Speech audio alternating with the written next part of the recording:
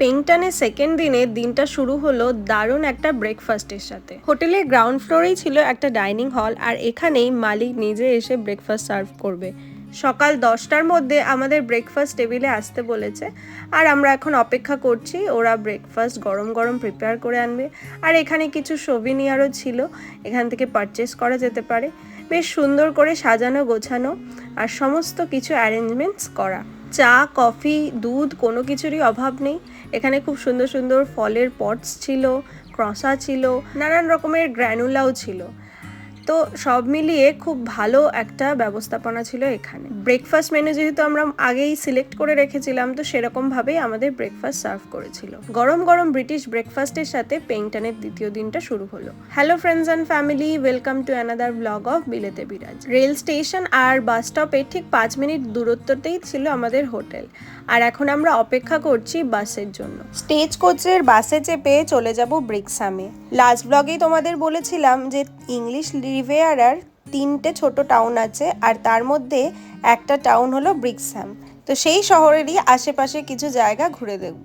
তো আমরা সবাই মিলে বাসের একদম ফ্রন্ট সিটে বসে পড়েছি, আর সেদিন একদম রোদ ঝলমলে ওয়েদার ছিল, আকাশটা পুরো পরিষ্কার আর সেরকম গরমও পড়েছিল। ইংল্যান্ডের ছোট ছোট টাউন সাইডে গেলে এখানকার আসল জীবনযাত্রাটা একদম ফুটে ওঠে। দারুণ দারুণ সব মডেলের গাড়ি রাস্তায় চলে, আর ছোট ছোট ঘরবাড়িগুলো দেখতে যতটা সুন্দর লাগে আর ততটাই শৌখিনও। 8 ঘন্টার মতো এই বাস জার্নিটা আমরা বেশ উপভোগ করেছি। ব্রিক্সাম হলো ইউকের ফিশিং পোর্টগুলোর মধ্যে একটা জনপ্রিয় পোর্ট, আর তাই এর কাছাকাছি রেস্টুরেন্টগুলোতেও খুব ভালো ফ্রেশ মাছ পাওয়া যায়। এই পোর্টে প্রায় 70 টনের উপর মাছ প্রতিদিন ধরা হয়। আগে এই শহরটা দুভাগে ভাগ করা ছিল। একটা ছিল পোর্টের কাছে ফিশ টাউন, যেখানে ফিশারম্যানদের কলোনি ছিল, আর তারপরে ছিল কাউ টাউন, যেখানে মেনলি ফার্মিং করতো। তো শহরটা একদম ছবির মতো সুন্দর, সামনে থেকে দেখলে আরও সুন্দর লাগছিল। বাড়ি ঘরগুলো একদম অন্যরকম ধাঁচে, পাহাড়ের কোলে পুরো শহরটা দাঁড়িয়ে আছে। বাস থেকে নেমেই আমরা হাঁটতে শুরু করলাম। এ এক অদ্ভুত অভিযান ছিল। প্রচুর কষ্ট হয়েছে এই পাহাড়ি রাস্তাগুলো চড়ে চড়ে ওঠা, আর মাথার ওপর সূর্য তখন চকচক করছে, আর তখন বেশ ডুয়ার্সের ফিলিং আসছিল পাহাড়ের এই ছোট ছোট ফুল আর পাহাড়ি রাস্তাগুলো দেখে। আর এই টাউন সেন্টারে প্রত্যেকটা বাড়ি এত সুন্দর ভাইব্রেন্ট কালার করা যে ঘুরতেও বেশ ভালো লাগছিল। চারিদিকের পরিবেশটাও বেশ শান্তশিষ্ট ছিল। তো প্রায় 20 মিনিটের উপর আমরা হাঁটলাম, আর তারপরেই পৌঁছে গেলাম আমাদের প্রথম ডেস্টিনেশনে। প্রথম ডেস্টিনেশন ছিল চার্লস্টন কোভে। জলের কালারটা দেখেই অপূর্ব সুন্দর লাগলো, আর রাস্তাটা যতই কষ্টকর হোক না কেন, লাস্টের ভিউটা দেখে মনটা ভরে গেল। সেদিন ওয়েদারটা এতটাই ভালো ছিল যে প্রচুর লোক ভিজিট করতে এসেছিল। 8 ঘন্টার হাঁটাটা একেবারে সার্থক হলো এই টার্কুইজ ব্লু কালারের জলের ভিউটা দেখে। এখানে অনেকে নিজেদের বোটও নিয়ে এসছে, সবাই বোট রাইড করছে, সুইমিং করছে, সানবাথ নিচ্ছে। তো সব মিলিয়ে জায়গাটার ভাইবটাই আলাদা। গ্রিনারির মধ্যে এরকম নীল জল, আর কি চাই। অনেকক্ষণ আমরা এখানে ভিউটা এনজয় করলাম, নিজেরাও কিছু ফটোস আর ভিডিওস তুলে নিলাম, আর তারপরে চলে গেলাম আরেকটা কোভের দিকে। হেঁটে আসতে আমাদের বেশ কষ্ট হয়েছে, তবে আসাটা একেবারে সার্থক হয়েছে এই সুন্দর ভিউটা দেখে। চার্লস্টন কোভ থেকে আমরা ফিশকম কোভে এলাম। তো এইখানেও জলটা একই রকমভাবে সুন্দর, আর এর ভিউটাও খুবই ভালো ছিল। আর এখানে সবাই ছিপ ফেলে মাছও ধরছিল, আর এখান থেকেই লাইট হাউসটাও দেখতে পাওয়া যাচ্ছিল। তো খুব সুন্দর একটা ভিউ এনজয় করলাম, আর তারপরে আমরা চলে গেলাম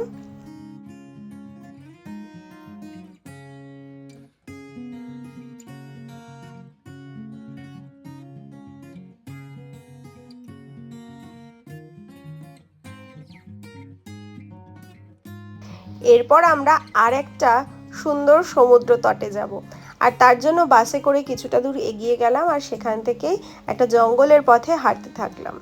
যাচ্ছি এখন সেন্ট মেরিজ বেতে।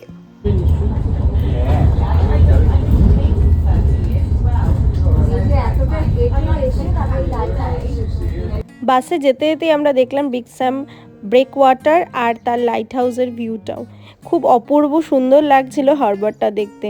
তারপর আবার পাহাড়ি রাস্তা ধরে পৌঁছে গেলাম সমুদ্র তটে। এখানকার ভিউটাও অপূর্ব সুন্দর ছিল। এখানে ট্যুরিস্ট খুবই কম, বালি আর পাথরে একটা বিচ, অপূর্ব সুন্দর এই বিচটা। এখানে কোনো লোকালয় নেই, একদম শান্ত শিষ্ট নির্ঝুম একটা পরিবেশ।